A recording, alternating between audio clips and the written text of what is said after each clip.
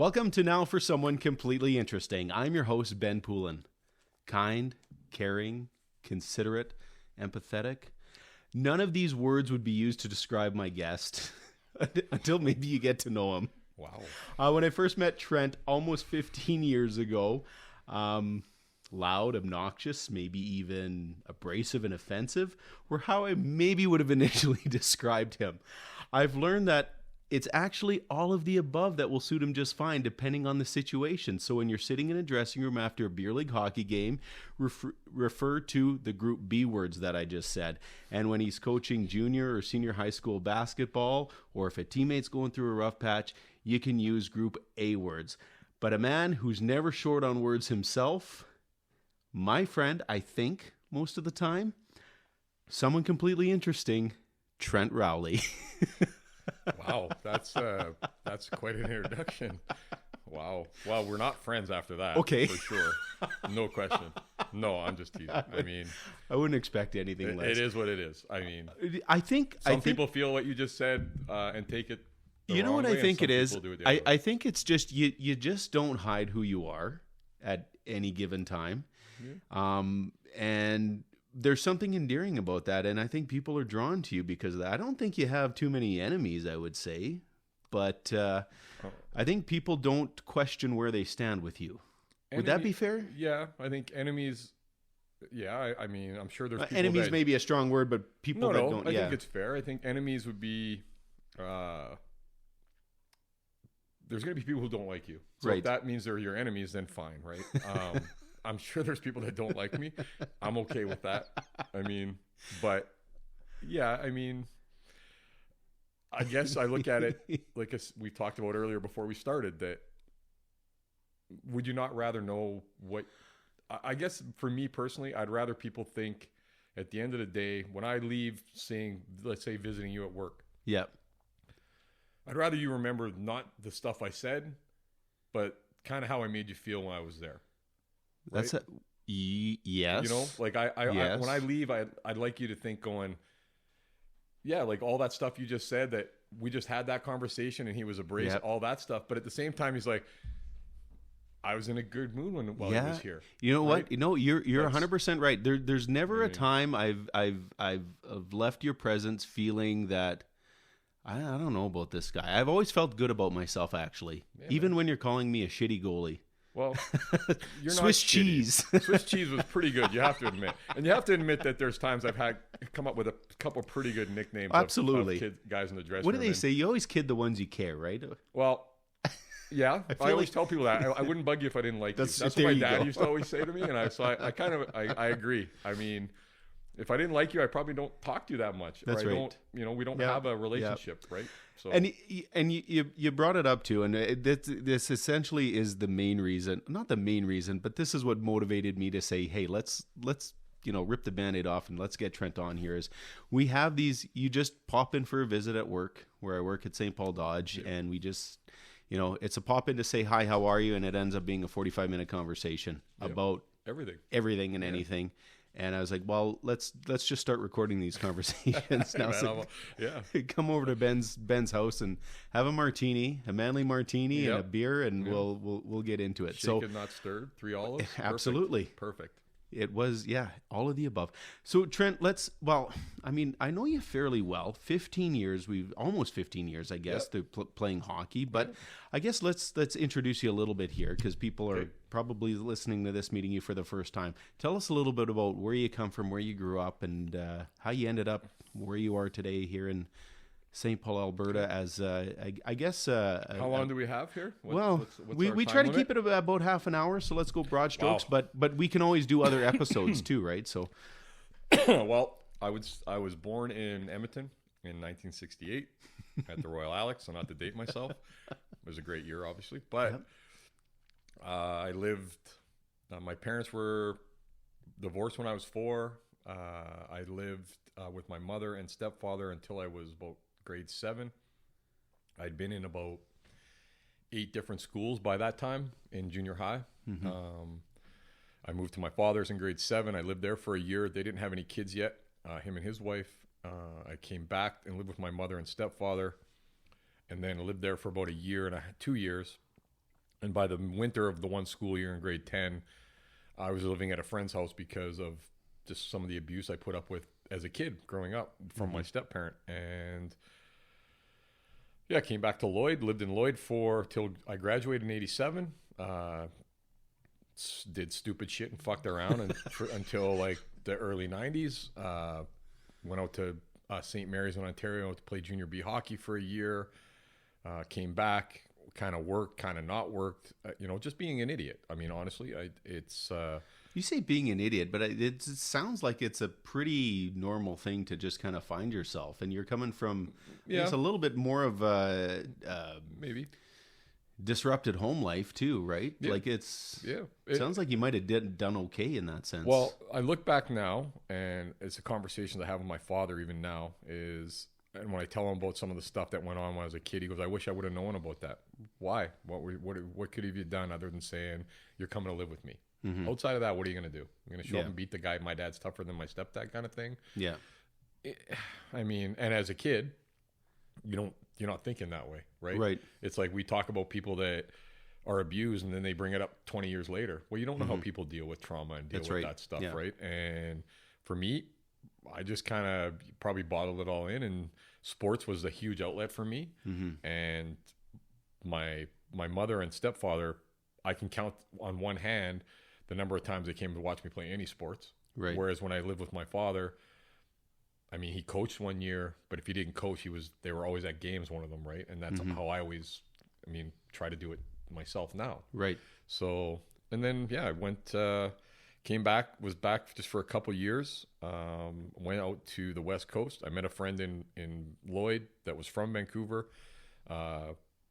He invited me out to the West Coast. I went out there in 92, the summer of 92, and I was there for about 11 years between there and then in Victoria. Went to college in Victoria, played basketball there. Came back home. My mom was sick.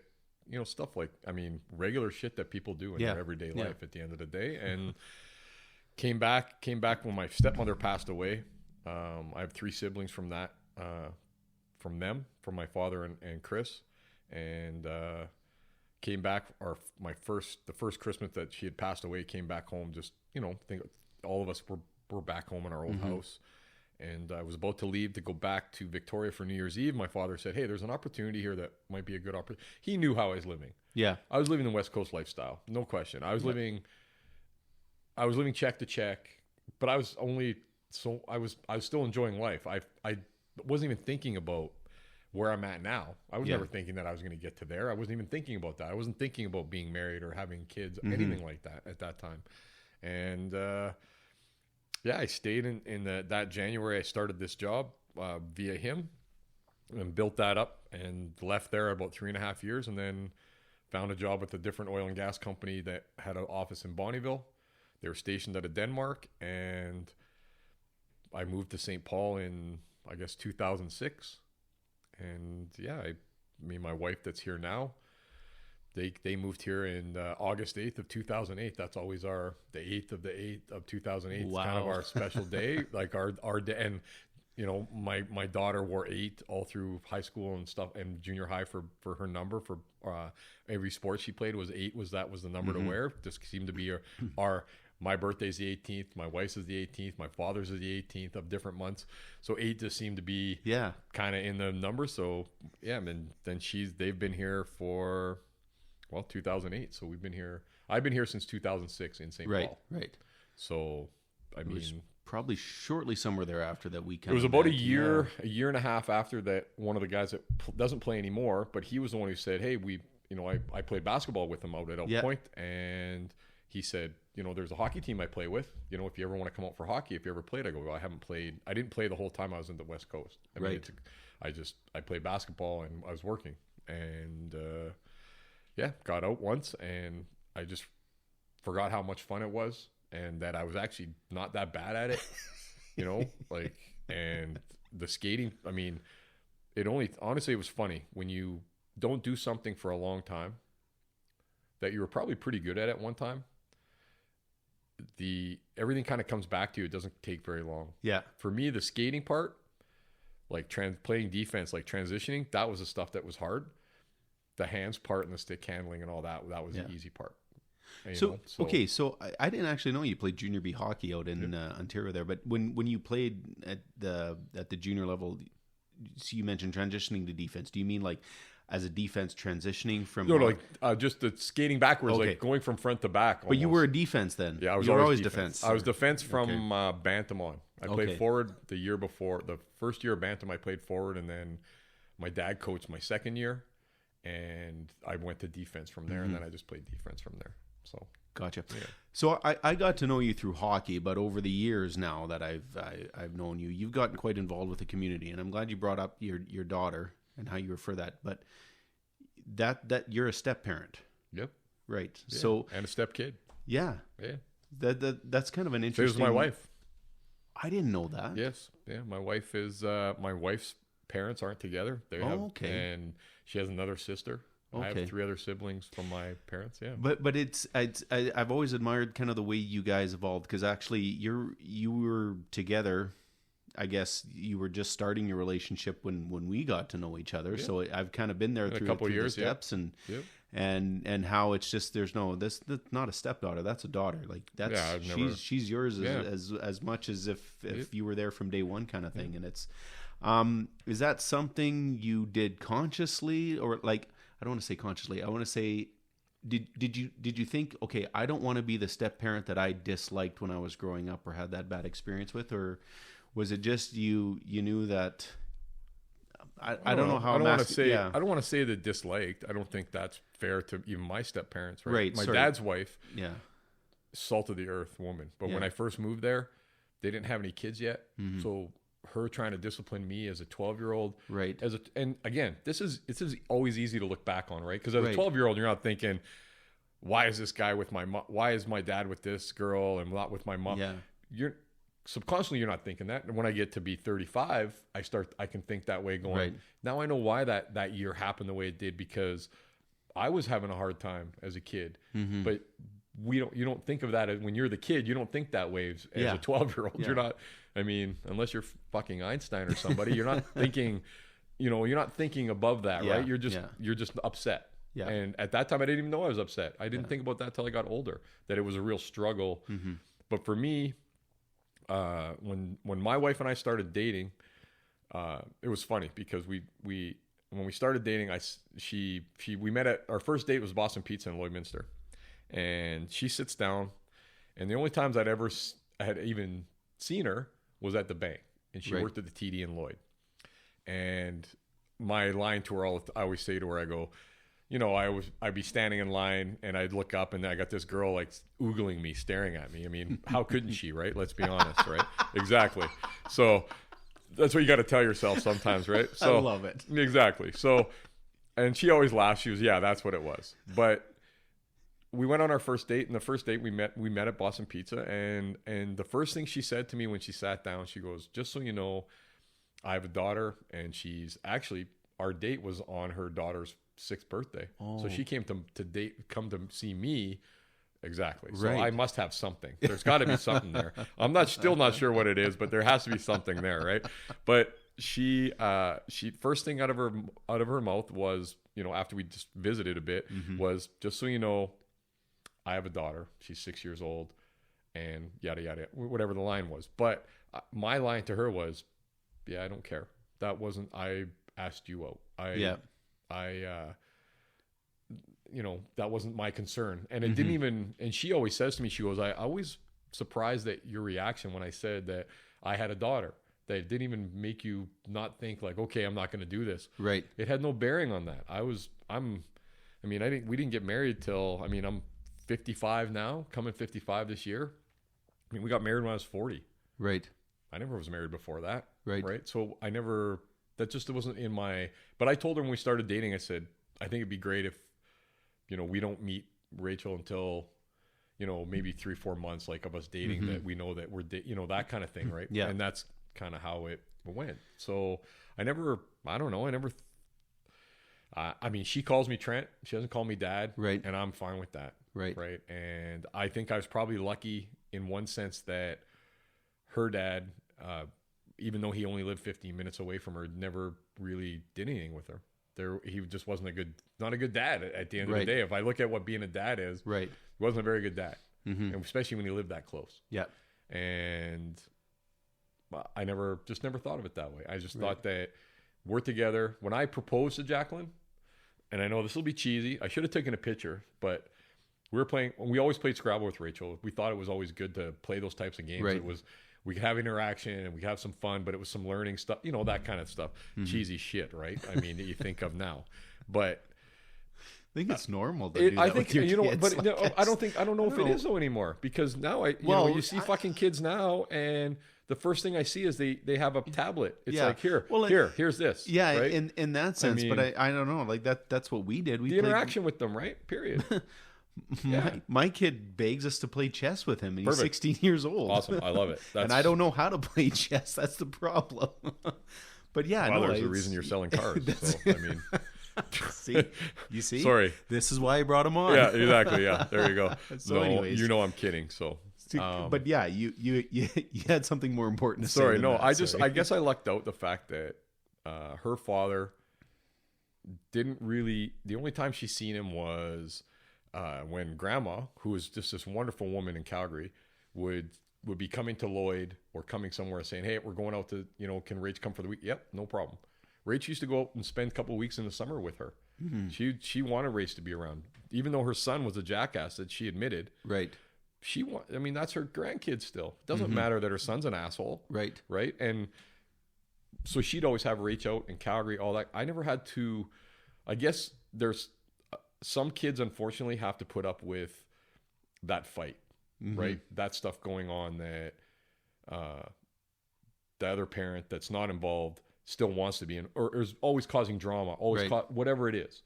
I didn't have to deal with that, right? And I think that made it easier too as a transition for Rach even. Never once did I tell Rachel she had to call me dad. Never once did I tell her she had to take my name.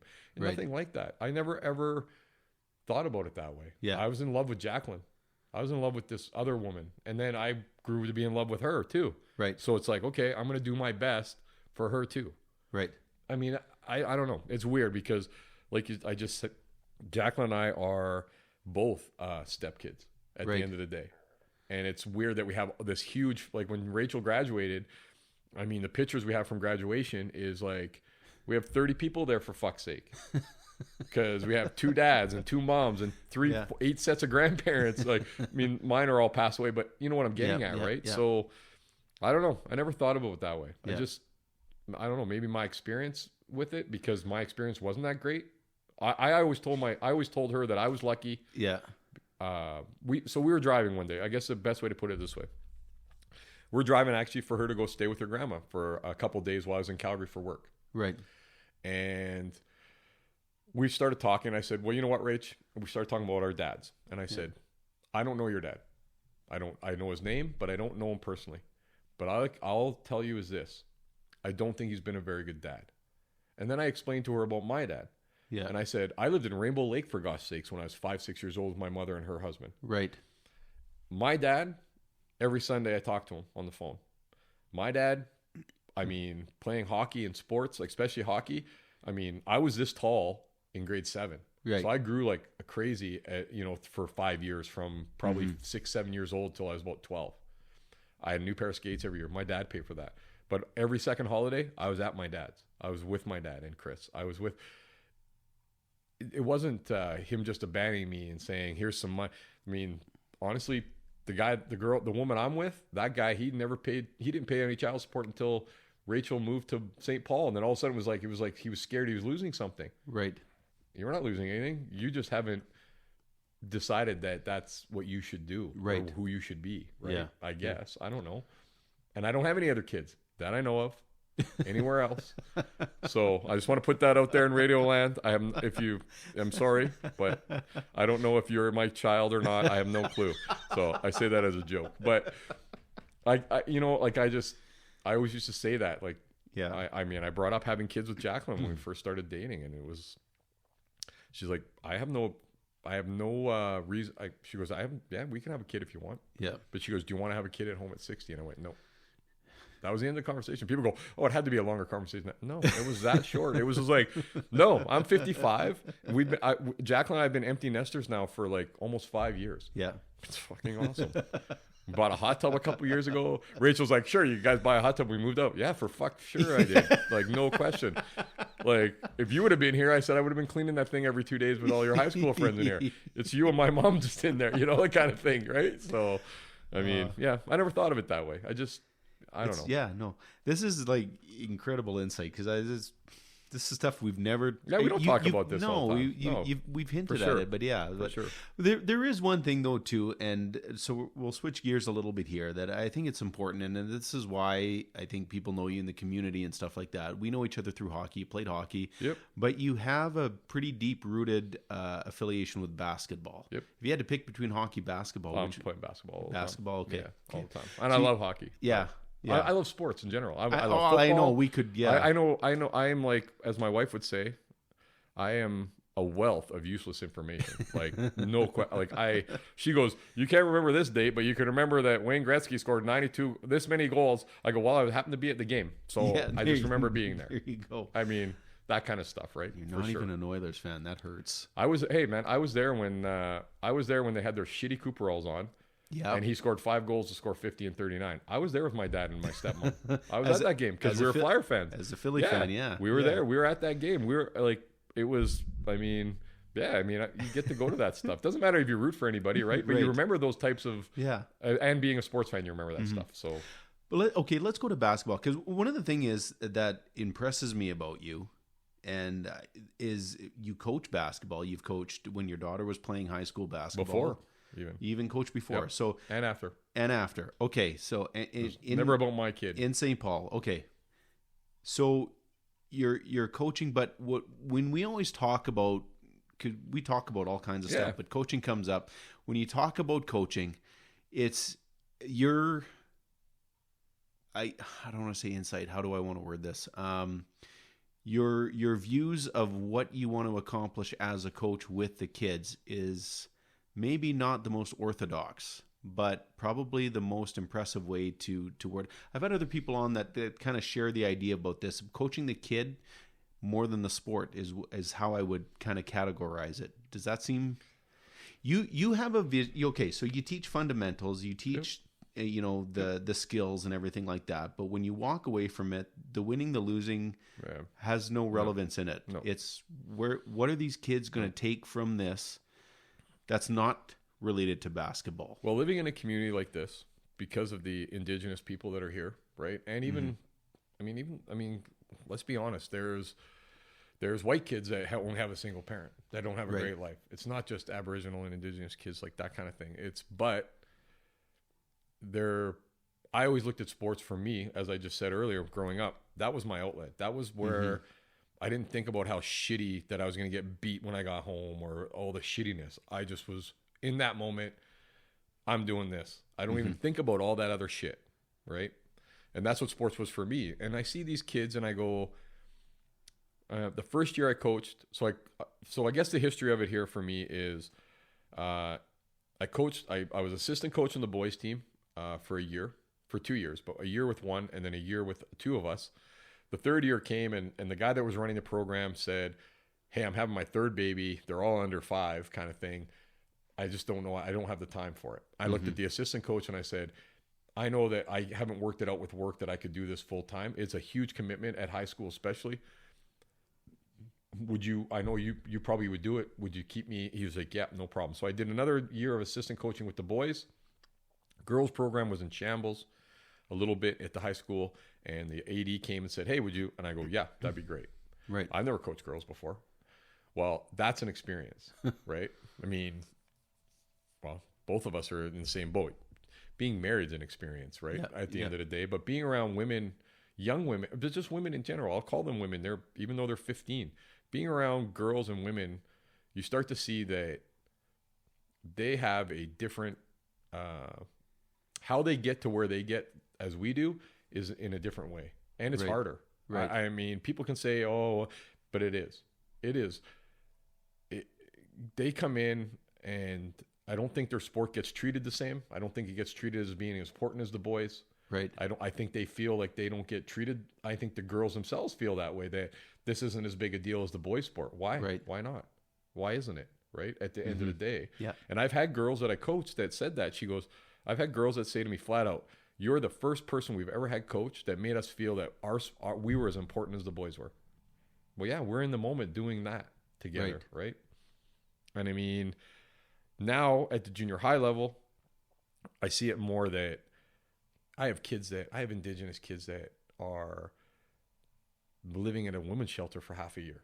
And then guys saying they're a bad kid. Well, why are they a bad kid? Don't just fucking tell me they're a bad kid. Why are they a bad kid? Then I find that out and I go, well, this poor kid's 14, 15 and he's living like an adult.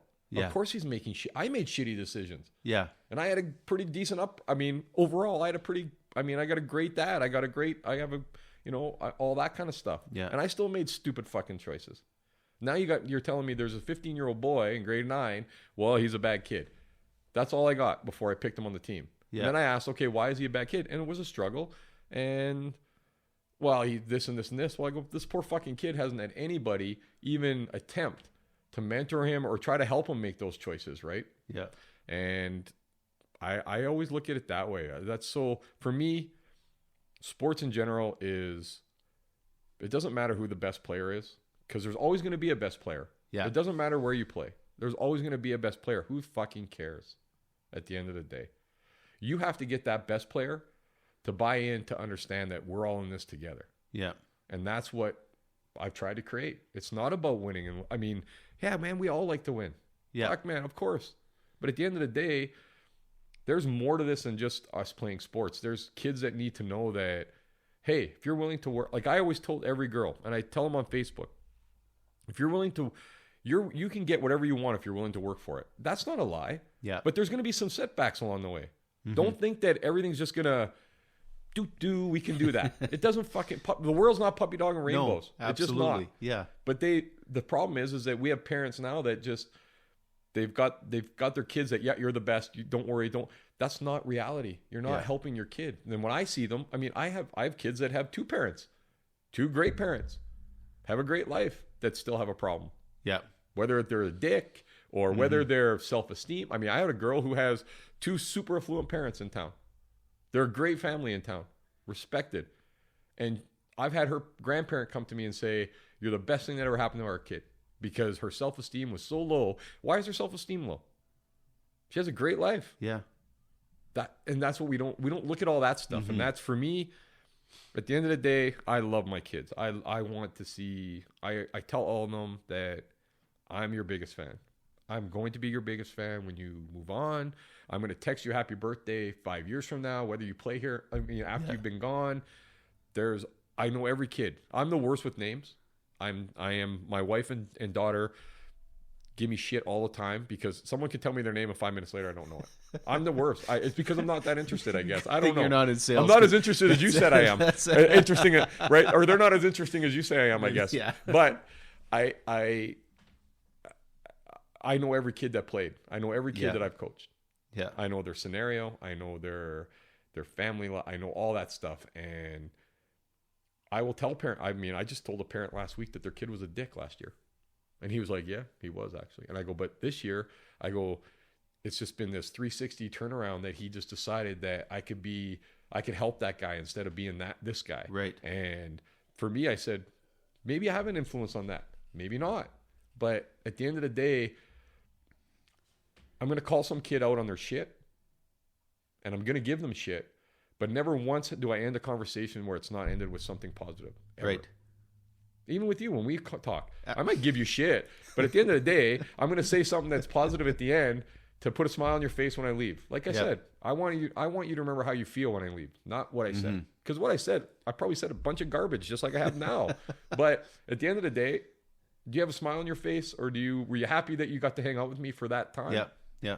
That's what counts. So 100%. This has flown by quite fast. But but there's, and honestly, I didn't plan anything going here. You and I talked. For sure. This is not what I expected for a conversation from you. But Sorry.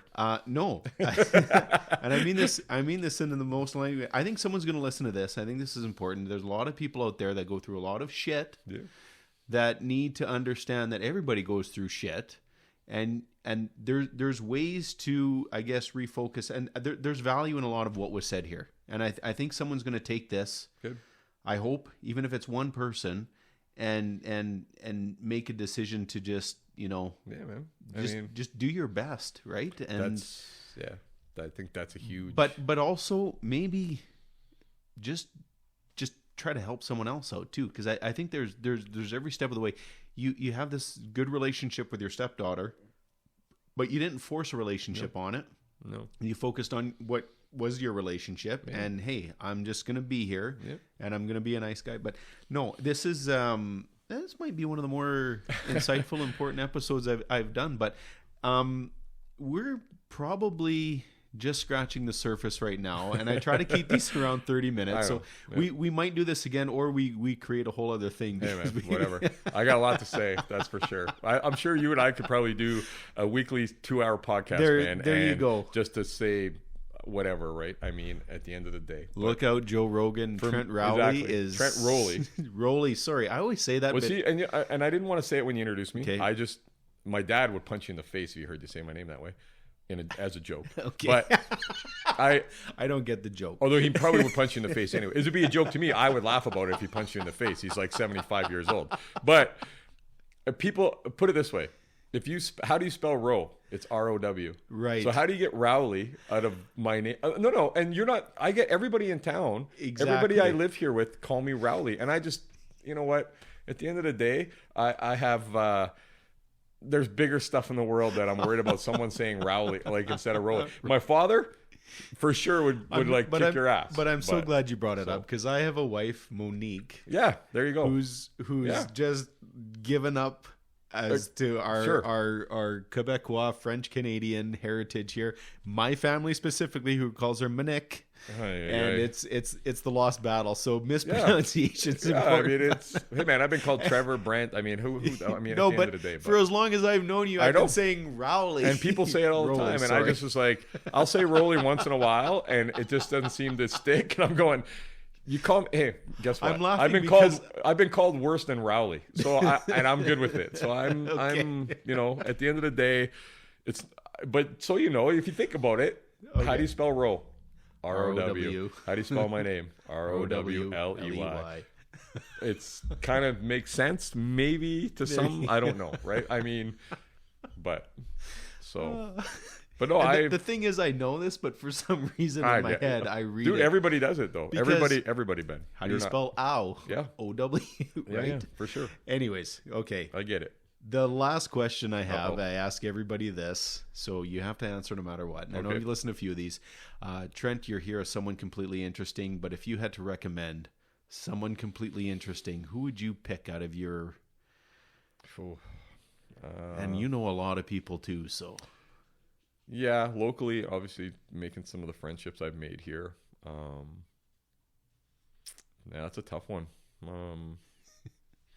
Yeah, I don't know. I mean, I hate to say it, but I mean, when I'm around people, I'm the most interesting person around. So I mean, but that might be the best I mean, no. I joke. People sometimes take that as an ego thing. It's not. I say that as a joke. Some of the people you've already had on, I would have probably recommended. I think there's some people that are probably from town that have been around to see a lot of what's happened in the town, like a guy like Pierre, right? Demasac. I mean, it's a huge family, right? Yeah. And it's not just about hockey. I mean, he's a family of 12, that kind of thing. Those are really good. Running a golf courses and being part of the golf course here and now in Two Hills, and just his general philosophy. He's coached kids hockey, his grandkids. Junior B all the way up. I mean, he's been here for a long time, right? Sure. I think I mean, he's kind of introverted a little bit, but at the end of the day, if you get Pierre talking, you can get, he'll tell you his truth, right? And that's at the end of the day, something like this. I mean, that it's what it's about. It's about your truth at the end of the day. I mean, yours and mine. Yeah, right. You have absolutely. Like you said, we come into this. I mean, there's lots of stuff that you don't know about me because we don't talk about that stuff. When I show up at your work, we don't talk about over a decade of me being abused as a kid. We don't talk about that. We don't talk about some of the stuff I do, basketball, even why I do it, or what my thing of it is, right? You just see that I do it, and I love doing it. And I mean, it's 15 years. I mean, I volunteered. What's sad to me, in a way, is 15 years this year that I'm a volunteer coaching, that we can't find the fucking people in the schools to do that. And I mean, you know what? I'm grateful for it because I get to do it. And I actually think that I probably I actually feel confident in this. If it's your ego speaking, I feel confident. I know I've had an impact on enough kids that any teacher would have, because those people, I say those people, I'm gonna get canceled. Those people. I said those people, not you people. I said you'd be back, but now you can't be. I do recommend You People on Netflix with Jonah Hill. It's fucking awesome, by the way. Watch it the other night. But those people, there's times I pull up to practice. Yeah. The after school practice. Yeah. I come in the door, and the bells just went, and there's already teachers leaving, gone. They're not. There's no extracurricular, and I've had some teachers tell me that are retired now that said part of their contract when they were to teach, that they had to do 2 extracurricular things. Right. So now you have these people that are there, they're fucking gone, and I get it. When I have to hear about kids from some of the people I did when I go to the school. Excuse me. I get that they can be jaded because they have to see those kids every day, all day. It's a tough job, no question. Putting up with kids that have different types of. I mean, again, it's like we deal with people at work. Yeah. Right. You don't know what that kid's going through that day. Yeah. One day he's just a maniac, and the next day no problem. But you don't know that. Maybe he watched his mom get beat the night before, right? Or maybe something else. Who fucking knows? Yeah. Right. We all have a different life that way. Yeah. And to think that everybody's life is just puppy dogs and rainbows is just. You got to get that out of your head to start with.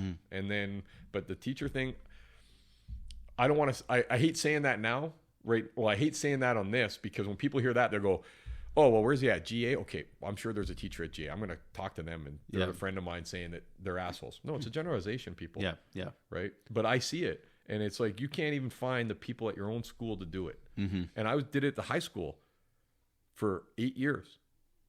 Right. So you tell me there's not enough teachers there, right? Yeah.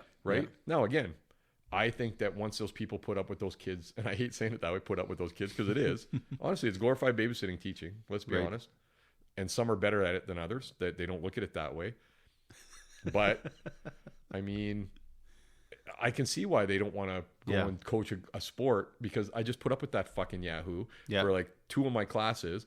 I'd rather choke him than tell him to not double dribble kind of thing, or whatever it is, right? And so I do get it, but at the same time, it's kind of sad. Yeah. Because I grew up, when I grew up, all the coaches were teachers. Yeah, yeah. There was no volunteer, some stranger danger from outside coming in here coaching. Like, who the fuck is this guy?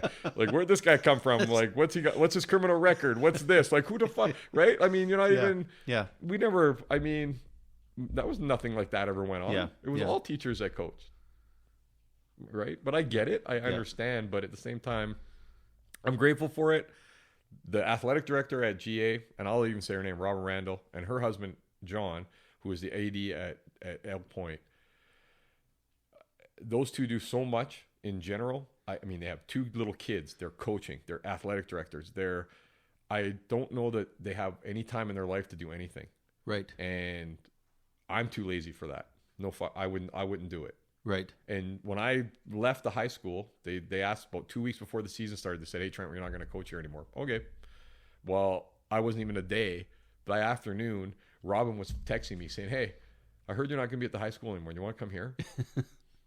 You know what? So that showed me that someone was around that knew what I gave a shit about. Right. And it wasn't about me. It wasn't about win. It was about, I got to know kids, and I started to see that, hey man, there's like so many kids that could use the idea that they could be successful. Right. Right. Because there's lots of people telling them you're not good enough to do this. Or and maybe if someone hears that, maybe a teacher hears that, and it switches the gear. Okay, so the the school structure is one environment, but another environment may enlighten a different relationship between the student and the teacher too. So it's and I don't mean that as a bad thing towards teachers. Right, like I said, I get it. You're every day with those kids all the time. But it's like how you said you're the lucky one. I am, because you're getting them in an environment that they want to be in. The kids choose to be and even try out for those teams. So there's a different dynamic in that sense. So well, I look at it as I'm sure you as an elementary teacher, me not so much, because I like I said, by the time I was in grade 7, I'd already been in 9 different schools by that time. But kids that grew up here or grew up in Elk Point or smaller communities, they remember their grade 5 teacher. If it was a great person, this great teacher, they remember. I had this teacher. I remember them even if they weren't. But it was fair enough, right? Because back then you could actually strap a kid when they fucked around. Now if you give them a timeout. But that being, you remember that, right? Yeah.